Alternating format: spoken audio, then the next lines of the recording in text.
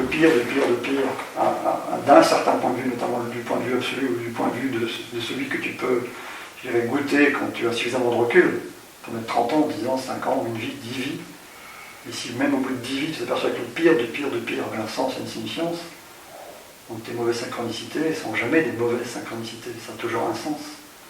Tu vas peut-être mettre 10 ans pour comprendre. Mais si déjà tu poses l'intention en te disant que ça a un sens, que tout a un sens, que tout est bienveillance, même si tu ne comprends rien, c'est pour poser l'intention de lâcher prise.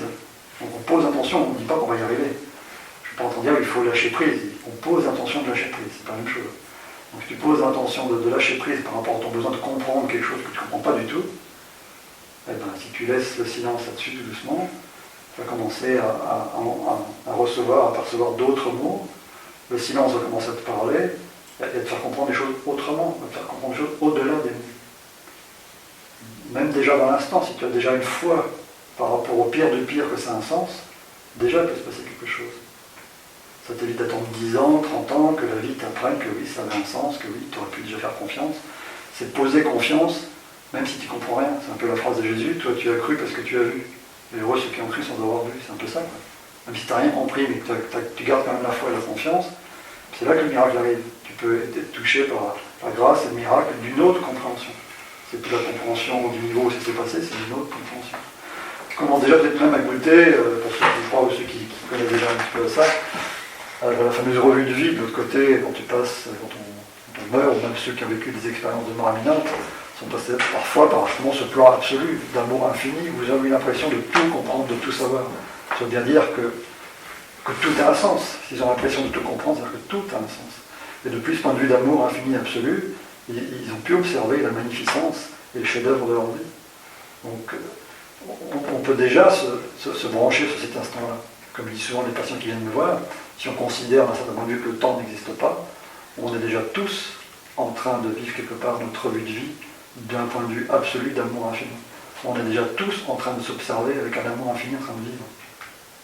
Donc si on se branche sur ce qui en soi est capable de nous observer, de nous accueillir avec un amour infini, on s'aperçoit que c'est la profondeur de notre essence, et c'est aussi l'univers, c'est aussi Dieu, c'est aussi nos anges, c'est aussi nos êtres chers décédés, c'est les anges, et on s'aperçoit que tout ça ne fait qu'un.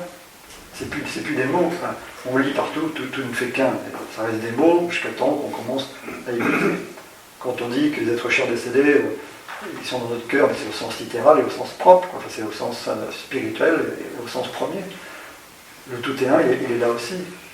Les êtres chers, ils sont en nous. Il y a une unité dans l'essence de chacun. Et qu'on peut goûter si on pose l'intention de l'appeler, quoi. Donc, depuis ma perspective spirituelle, il n'y a jamais d'erreur, ni jamais de mauvais chemin. C'est pour ça que dans la guidance spirituelle que je vous propose, il n'y a jamais de réponse binaire. C'est bon, pas bon, oui, non. Quoi que tu fasses, c'est bien. Et si tu veux, quand on veut vraiment vibrer avec une question où il semble y avoir un choix binaire, c'est d'écouter son cœur, et puis de poser l'intention, de faire confiance sur la vie pour justement amener des signes, des synchronicités, vers quoi ça semble nous porter, quoi. Mais quel que soit notre choix, même si, à la rigueur, j'entends parfois des amis qui disent oui, par rapport à des couples qui se sont plantés, par rapport à des mauvais choix par an, oui, j'avais pourtant eu des signes qui me disaient de ne pas aller là-bas, mais j'y suis allé quand même. Mais tout est apprentissage. Comme disait Nelson Mandela, il disait soit je gagne, soit j'apprends. Moi j'ai écrit récemment, soit je gagne, soit je gagne. Quand tu apprends, tu gagnes. On perd jamais, quoi. On perd jamais. Bon, aux yeux de l'éternité, au vu de l'éternité, au vu du plan de l'âme, on perd jamais, quoi. C'est quand même une super bonne nouvelle, même si on veut s'arc-bouter, à dire qu'on est des vilains petits canards, à dire qu'on n'est pas digne de vivre, pas digne d'être ce qu'on est, qu'on a toujours fait que des conneries ou des mauvais choix.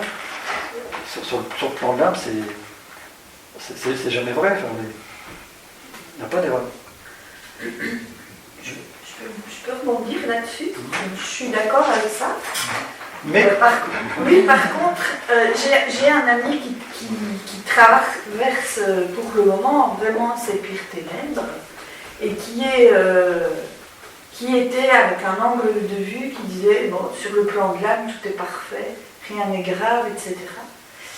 Et il y a quelques semaines d'ici, il s'est effondré en disant moi j'arrête avec tout ça, parce que je me rends compte que j'ai mis un couvercle sur ma souffrance, je ne me suis pas laissée traverser par ça, en utilisant finalement, alors dans sa bouche ça devient du pseudo-spirituel pour aller mettre un couvercle, alors qu'en fait je sens que là, je suis dans le fond du trou, et merde à tout le monde, j'ai envie d'y être dans le fond de ce trou. Voilà, qu'est-ce que tu dis? On bien. L'un n'empêche pas l'autre. C'est une grande phrase qui marque ma vie aussi. L'un n'empêche pas l'autre. Encore une fois, les ténèbres, je connais bien. Les pires ténèbres, je connais bien aussi bien dans la sphère de l'hyperdualité que j'ai traversée que même dans les traditions chamaniques que je goûte maintenant. On est entassé entre les deux par la sphère de la non-dualité, tout est parfait, tout est juste, c'est général des grave, tout est cool, zen, les bisounours. Et puis, bon, malgré ce monde des bisounours, la tradition chamanique que je goûte à l'heure actuelle me plongeait dans les pires ténèbres. Alors que j'étais arrivé à me dire que le diable n'existait plus. Le diable n'existe plus, puis je plonge dans les pires ténèbres, c'est pas ce bordel. Donc, encore une fois, l'un n'empêche pas l'autre. Quand je parle de transcendance, je veux bien dire ce que ça veut dire. La transcendance. Dans la transcendance, tu n'es pas ta souffrance, parce que tu es au cœur du pire de la merde, au cœur du pire du pire. Il y a parfois des hommes comme Nelson Mandela. C'est comme quand on parle aussi de mission de vie. C'était quoi sa mission de vie? Nelson Mandela, pendant 27 ans en prison, il tournait rond dans sa prison. Il aurait pu, sur le plan de l'âme, être totalement anéanti par cette épreuve. Il aurait pu, comme tant d'autres prisonniers, être tué, dont on n'entend jamais parler. Il aurait pu mourir de faim, il aurait pu mourir de désespoir, il aurait pu s'anéantir lui-même de ses propres ténèbres et de sa propre haine.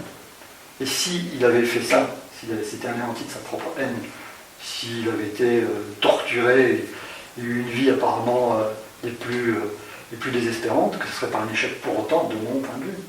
Que sur le plan de l'âme, même si on meurt dans les pires souffrances ou dans la pire insignifiance apparente, de mon point de vue, du point de vue de l'absolu, c'est même pas un échec, du point de vue de l'âme. Quand on est éternel, c'est qu'une vie parmi une éternité de vie. Et même si cette vie-là, on ne comprend rien au cœur de ces pires horreurs, elle a aussi un sens, même si on ne comprend pas du tout. Donc, pour arriver à dire ce que tu dis, effectivement, dans certaines sphères spirituelles, on se gargarise de certains points de vue pour nier un peu ce qui nous traverse. Et ça, c'est un chemin comme un autre. J'ai croisé beaucoup de gens dans ma vie qui faisaient ça, dans des délires spirituels, dans des nuages spirituels. J'y suis allé aussi, donc c'est un chemin de vie qui se respecte jusqu'à temps qu'on n'en peut plus, que nos ténèbres nous rattrapent. C'est pas parce que j'ai dit que tout avait un sens qu'on fuit les ténèbres, bien au contraire. J'ai 3/4 de mes textes, des textes alchimiques où je commence par le pire, encore une fois. Tous ceux qui me connaissent savent, c'est beaucoup de textes où je bois du noir, je bois la merde, et je pose un acte de transcendance là-dessus. Donc c'est tout sauf fuir la souffrance, au contraire. Puisque depuis le début de cette conférence, je parle de s'accueillir de manière infinie et inconditionnelle dans tout ce qui nous traverse. Même dans nos pires pensées, dans nos pires pensées parasites, dans toute la façon dont on culpabilise les gens d'avoir un ego, d'avoir un mental, d'avoir des pensées, d'être humain. On va finir par se culpabiliser d'être des êtres humains. On est des êtres paradoxaux, on est à la fois d'une fragilité et même parfois d'une bassesse presque infinie en tant qu'être humain, mais en même temps on est des êtres d'une noblesse infinie. Donc on est ce paradoxe entre le pire et le meilleur. Ça s'accueille, ça se transcende, ça s'alchimise, ça se sublime. Donc non, ma démarche, c'est pas de nier la souffrance, bien au contraire. J'ai plutôt tendance à déplorer les sphères de la non-dualité extrémiste qui nie toute souffrance, qui nie toute expérience humaine, en disant que c'est qu'une illusion, et que quand on sera réveillé, on ne souffrira plus. C'est un peu court, c'est un peu simple. C'est pour ça que j'apprécie beaucoup l'approche d'Isabelle Paderani, qui est d'une douceur absolue par rapport à ça. Il y a aussi un autre écrivain que j'adore aussi, Jeff Foster, qui depuis quelques années qu'il est sorti de son nuage de l'arrière-plan de la non-dualité, qui est redescendu du coup ici, enfin sur Terre. Et il fait descendre le ciel sur la Terre, c'est maintenant. C'est extraordinaire ce qu'il écrit. Et donc tout ce qu'écrit Jeff Foster depuis quelques années, il ne fait qu'embrasser de manière infinie et inconditionnelle nos pires souffrances, nos pires ténèbres, nos pires défauts, pour les transcender, pour les sublimer. Donc non, ma proposition c'est d'être dans cette transcendance, mais d'aller jusqu'au point, même si les vies paraissent désespérantes et atroces, de poser ce point de vue, que même ça peut avoir un sens, même si on ne comprend rien, même si ça nous révolte. Moi j'étais, pendant très longtemps dans la vie spirituelle, très en rébellion, très révolté par rapport à la souffrance du monde, par rapport aux pires souffrances, humaines comme animales d'ailleurs, les pires injustices. Il y a toujours une part de moi qui souffre quand je vois ça dans le monde. l'état naturel de quelqu'un qui peut être dans la compassion et la bienveillance par rapport à ça. Mais ce qui me traverse maintenant, c'est dans l'au-delà des mots, une forme de confiance malgré ça. Et là aussi, encore une fois, les conversations avec Dieu m'ont sublimé et totalement chimisé.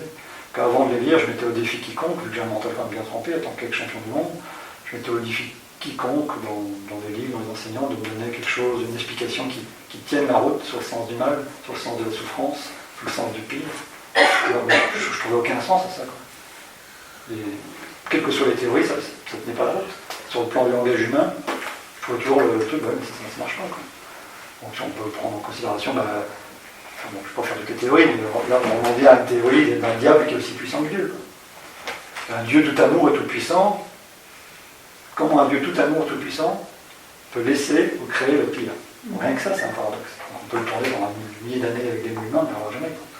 Donc il faut aller au-delà des mots pour comprendre ça. Et les conversations avec Dieu posent des mots sur ces questions-là, qui sont fabuleux. D'autres questions?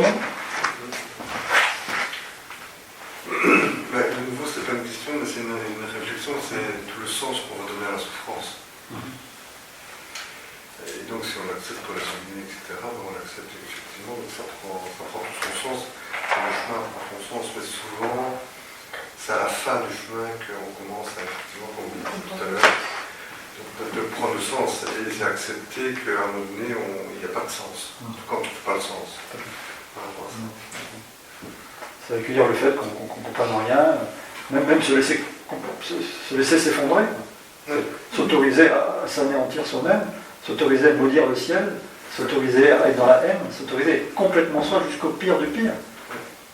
Je parle en connaissance de cause. Quand on se laisse aller dans les pires ténèbres, le pire du pire du pire du pire, c'est là où le plus grand divin paradoxe peut nous traverser. Au cœur du pire, il y a, comme je l'ai écrit dans quelques textes, comme une petite étincelle qui est encore là. Cette petite étincelle, on peut poser l'intention, on n'est pas obligé d'essayer de l'attraper, d'essayer de le regarder, d'essayer de l'appeler, même au cœur du pire du pire du pire, tu vois, comme une petite étincelle. Et cette petite étincelle peut commencer à devenir une étoile, puis ça peut nous faire vivre une forme de miracle de la transcendance, où le miracle, ça consiste à ce moment-là de passer du fond de l'abysse, la plus profonde, qui peut être infinie quasiment, à tout simplement arriver au plus haut de la cime. Simplement en ayant touché le fond du fond. Et de voir que la vie, parfois, nous amène à aller aussi haut dans la lumière, qu'on a eu l'impression d'être descendu bas dans les ténèbres. Et là, on est au cœur du plus grand mystère de la vie, bien au-delà des mots qu'on peut poser.